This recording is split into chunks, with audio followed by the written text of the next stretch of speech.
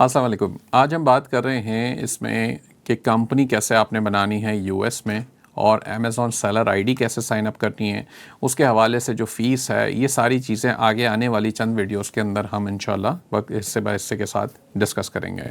तो सबसे पहले जनाब आपके पास कि ये टेबल ऑफ कंटेंट है, ये थोड़ा सा समझ लें कि इसके अंदर है अमेज़ॉन की सेलिंग फ़ीस है, अमेज़ॉन आईडी साइन अप है, कंपनी फॉर्मेशन है, स्टेट की सिलेक्शन यानी कि यूएस के अंदर तो तकरीबन आपने सुना ही होगा 50-51 स्टेट्स हैं और उसमें से हमें कौन सा स्टेट सेलेक्ट करना है वो। सेल्स टैक्स के हवाले से मामलात हैं और बुक कीपिंग के हवाले से थोड़ा सा बेसिक हम उसको इंशाल्लाह मैं आपको गाइड कर दूंगा कि आपने कैसे करनी है। तो सबसे पहले है जनाब कि एक चीज़ समझ लें, ये बड़ा इंपॉर्टेंट है कि आप आज मेरी वीडियो देख रहे हैं और अगर आप पहली दफ़ा मुझे देख रहे हैं तो इसके अंदर ये होगा कि आपको लगेगा कि हाँ जी ये तो बहुत अच्छी चीज़ें हो रही हैं, बस मैं अमेज़ॉन की आईडी साइन अप कर लूँ फ़ौरन और कल से काम शुरू कर दूँ या आज से शुरू कर दूँ। नहीं, आपने ऐसा नहीं करना है। आपने लाजमी मेरी वीडियोस को कम से कम मैं रेकमेंड करता हूँ कि कम से कम 3 दफ़ा ज़रूर देखें ताकि आप अच्छी तरह समझ लें और इसको आगे मुकम्मल देखें। मुकम्मल से मुराद ये है कि आपको पता होना चाहिए कि जनाब इसकी प्रोडक्ट सिलेक्शन कैसे होती है, इसके डिस्ट्रीब्यूटर्स और होलसेलर्स कैसे ढूंढने हैं, ब्रांड्स के साथ क्या मामला होते हैं, वो सब भी समझ लें। पहले ये सारा पूरा मुकम्मल चीज़ें समझें, इसको अच्छी तरह एनालाइज कर रहे हैं और फिर आपको ये महसूस हो कि हाँ जी आप वाकई में इस बिज़नेस के अंदर एंटर हो सकते हैं और ये आपके मतलब का है, आपको इसमें मज़ा आएगा, आप काम कर सकते हो, तो फिर आपने डिसीजन लेना है। फिर आपने नेक्स्ट स्टेप की तरफ जाना है कि आपने कंपनी बनानी है, अमेज़ॉन आईडी साइन अप करनी है और इस तरह के सारे मामला हैं। ठीक है, जल्दी आपने नहीं करनी है, मेरा मकसद कहने का ये है। अच्छा जी, साइन अप के अंदर क्या आ रहा है, अमेज़ॉन के साइन अप की स्क्रीन से पहले मैं चाहूँगा कि आपको मैं सेलिंग फ़ीस समझा दूँ। ये चीज़ें हम थोड़ा सा लाइव इसके अंदर स्क्रीन पे जाके करेंगे और इसके अंदर सबसे पहले हमारे पास है, तो जनाब सबसे पहले आपने जाना है sell.amazon.com के ऊपर। ठीक हो गया, यहाँ पर आप जाएंगे तो आपको थोड़ा सा एक अमेज़ॉन का पेज नज़र आएगा और ये यूएस मार्केट प्लेस की हम अभी बात कर रहे हैं। तो इसके अंदर आप देखें कि साइन अप का बड़ा सा येलो कलर का बटन आ रहा है। अगेन आपको जल्दी नहीं करनी, अभी किसी बटन को प्रेस नहीं करना, पहले हम समझ रहे हैं सेलिंग प्लान्स और सेलिंग फीस को। ठीक है, तो सबसे ऊपर आपके पास यहाँ आ रहा है प्राइसिंग का ऑप्शन और इसके अंदर देखें कि ये तमाम चीज़ें आपको नज़र आ रही होंगी। इसमें सबसे पहले आपके पास क्या है, स्टैंडर्ड सेलिंग फीस है, इसको देख लेते हैं। प्राइसिंग के टैब पे आ जाएं बस आप सबसे पहले। तो प्राइसिंग के टैब पे जब आप आएंगे तो आपको नज़र आएगा कि ये प्राइसिंग के टैब्स हैं। इसके अंदर 2 प्राइस प्लान अमेज़ॉन आपको ऑफ़र करता है एज अ सेलर। एक है इंडिविजुअल और दूसरा है प्रोफेशनल। इंडिविजुअल फ्री है मगर एक्चुअली फ्री नहीं है। उसकी वजह क्या है कि जब आप एक भी आइटम, एक यूनिट भी आपने सेल किया तो अमेज़ॉन उसके ऊपर आपसे 99 सेंट्स चार्ज कर लेगा। हम उसे डॉलर ही कहते हैं तकरीबन, कि वो 99 सेंट्स अमेज़ॉन आपसे चार्ज करेगा।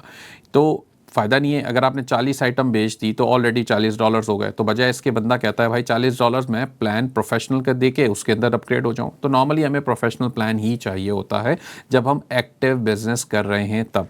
ठीक हो गया। अब इसके अंदर कुछ एडिशनल चीज़ें हैं जो प्रोफेशनल प्लान में आपको नज़र आएंगी, वो नॉर्मली इंडिविजुअल में नहीं होती हैं। फॉर एग्जांपल कि आपको बाय बॉक्स नहीं मिलता इंडिविजुअल के अंदर, तो बात वहीं ख़त्म हो जाती है कि आपको डायरेक्ट सेल्स ही नहीं मिलेगी। शायद और नादिर कोई आ गया तो आ गया, वरना तो नहीं। इसके बाद आपको बहुत सारी चीज़ें हैं जैसे बल्क प्रोडक्ट लिस्टिंग है, इसके अंदर डायनामिक प्राइसिंग है, जैसे रीप्राइसिंग और ऑटोमेट करना, वो सब चीज़ें भी होती हैं जो प्रोफेशनल के अंदर आपको मिलेंगी।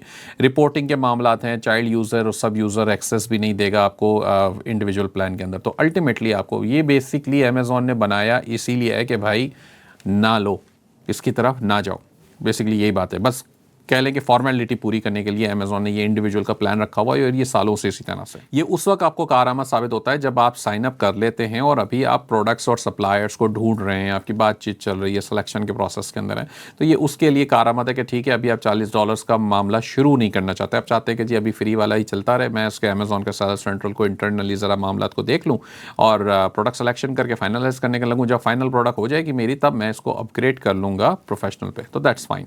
तो ये $40 आप जब तक अमेज़ॉन पे बिजनेस कर रहे हैं एक्टिवली तो आपने ये $40 खर्च करने ही करने हैं। ठीक हो गया।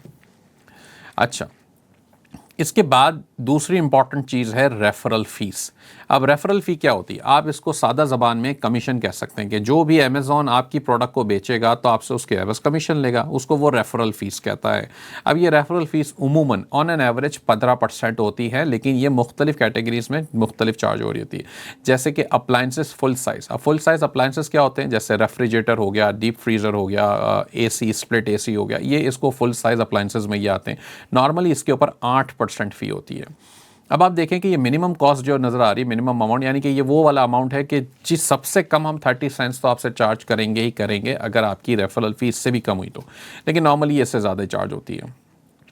अच्छा, इसके बाद अब आप देखें कि ये आपको ऑटोमोटिव और पावर स्पोर्ट्स के अंदर कोई चीज़ें बेच रहे हैं तो उसके लिए ये 12% आपसे चार्ज करेगा।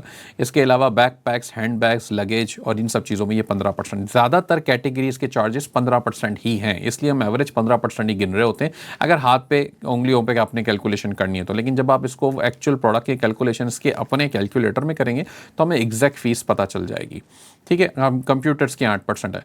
अब यहाँ पर एक और तब्दीली है थोड़ी सी, वो मैं आपको बता देता हूँ। जैसे बेबी प्रोडक्ट्स है, बेबी प्रोडक्ट्स के अंदर ये कहता है कि जी 8% for products for the total sale price of $10 और लेस। तो अगर आपके प्रोडक्ट का प्राइस $10 से कम है या $10 है तो ये आपसे 8% लेगा। अगर $10.01 भी है तो इसने आपसे 15% उसके ऊपर लगा देना है। ठीक है, तो इसका मतलब ये हुआ कि अगर आपकी प्रोडक्ट $15 की है तो इसने आपसे 15% के हिसाब से उसको चार्ज करना है। तो इस चीज़ का ख्याल रखें कि आप प्रोडक्ट की प्राइसिंग इस कैटेगरी के प्रोडक्ट पे कैसे कर रहे हैं, ये आपको समझाने का और समझने का बेसिक मकसद इसके अंदर ये है। ठीक हो गया। अब इसी तरीके से ये आपको मैंने बता दिया कि आपने पढ़ना कैसे। sell.amazon.com पे जाना है, /प्राइसिंग पे जाइए और ये प्राइसिंग आपको यहाँ रेफरल फीस की नज़र आ जाएगी। इसमें मुख्तलिफ कैटेगरीज है, आप खुद भी पढ़ सकते हैं। ज़ाहिर सी बात है, मैंने एक एक कराने की ज़रूरत नहीं। अगर आपका कोई आइटम किसी भी कैटेगरी में मैच नहीं कर रहा या फिट नहीं होता तो वो एवरीथिंग एल्स पे जाएगा और उसका 15% ही होगा कमीशन। ठीक हो गया। अच्छा, इसके बाद हमारे पास क्या चीज़ है? इसके बाद है हमारे पास जनाब, ये हमने देख लिया इंडिविजुअल को, और इसके अलावा हमारे पास आ जाती हैं चीज़ें। अब ये जो साइन अप की स्क्रीन है, हम इसके ऊपर बाद में आते हैं। इसके अलावा आपकी स्टोरेज के भी चार्जेस होते हैं। इसके अलावा आपने इस अमेज़ॉन ने आपसे फुलफिलमेंट के भी चार्ज करने हैं। फुलफिलमेंट का चार्ज कौन सा है वो मैं आपको बता देता हूँ। अच्छा, अब हमने यहाँ पर देखना है कि फुलफिलमेंट फ़ी क्या होती है। फुलफिलमेंट फ़ी का मतलब ये है कि अमेज़ॉन जो भी आइटम आपके लिए पिक पैक एंड शिप करेगा, आपके लिए पैक करेगा और शिप करवाएगा, उसके लिए वो एक फ़िक्स फ़ी चार्ज करेगा। आप देखें मेरी स्क्रीन पे आपको नज़र आ रहा होगा, नॉन एपरल की ये कैटेगरी है। नॉन एपरल की कैटेगरी के अंदर यानी कि आप कपड़े नहीं बेच रहे तो फिर आपके लिए ये चार्जेस अप्लाई होंगे। इसके अंदर पहला कॉलम है साइज टियर का, दूसरा है शिपिंग वेट का, तीसरा इसके अंदर ये वाले तीसरे कॉलम को आप छोड़ दें क्योंकि अब ये तो पुरानी बात हो गई है। अब हमें अभी की बात करनी है, स्टार्टिंग अप्रैल 15, 2024। तो चूंकि ये इस वक्त ये प्रोग्राम जब रिकॉर्ड हो रहा है तो ये 2024 का सितंबर का महीना चल रहा है और हमने यहाँ पे यही वाले प्राइसेस को देखना है। तो अगर आपका आइटम फॉर एग्जांपल ये अज्यूम कर लें कि 1 पाउंड से लेके 1.25 पाउंड के बीच का है तो ये लार्ज स्टैंडर्ड के अंदर जाएगा और उसकी फ़ीस ने चार्ज करनी है 4.99 सेंट्स, यानी कि $5 इसने तकरीबन। आप ये पुराने रेट एक्चुअली ज़्यादा थे, इसने अमेज़ॉन ने रेट कम कर दिए अभी। तो ये अच्छी बात है, आपका मुनाफा बढ़ गया। तो आप ये देखें कि अगर कोई एक आइटम है ऐसा जो इस किसी भी वज़न के हिसाब से है तो ये आपका इस हिसाब से चल रहा होगा। अब लार्ज स्टैंडर्ड का एक्चुअल साइज़ क्या है वो अमेज़ॉन दूसरे पेजेस के ऊपर बताता है। लार्ज बल्कि है, लार्ज एक्स्ट्रा लार्ज है, एक्स्ट्रा लार्ज 50+ पाउंड्स है, इस तरीके से। यानी कि इसके अंदर वो वाली फ़ीस भी शामिल है कि अगर आप कोई बल्कि आइटम बेच रहे हैं, कोई बहुत बड़ी आइटम बेच रहे हैं तो उसकी भी प्राइसिंग शामिल है। तो मैं आपको कैलकुलेटर वगैरह इस्तेमाल करना सिखाऊंगा नॉर्मली, जो जिससे आप एक्चुअल अपने एसिन को उसमें डाल के उसकी जो भी फीस है उसके ऊपर सारी वो भी आ जाएंगी और आपका प्रॉफिट भी आ जाएगा, वो मैं आपको सिखाऊंगा।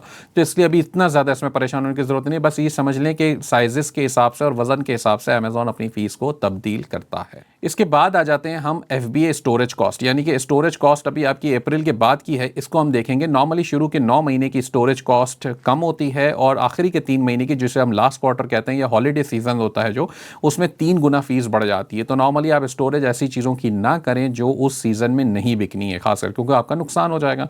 आपको ये समझने की ज़रूरत है कि 78 सेंट्स वो पर क्यूबिक फिट आपसे चार्ज कर रहा है थ्रू जनवरी टू सितंबर, और अक्टूबर टू दिसंबर उसने आपसे 2.40 सेंट उसी चीज़ का लेना है, तो इसलिए हमें उसकी ज़रूरत नहीं है। तो यहाँ तक आपकी फ़ीस के मामला मुकम्मल होते हैं। बाकी नेक्स्ट वीडियो के अंदर इंशाल्लाह हम डिस्कस करेंगे कि अमेज़ॉन की ID साइन अप कैसे करनी है।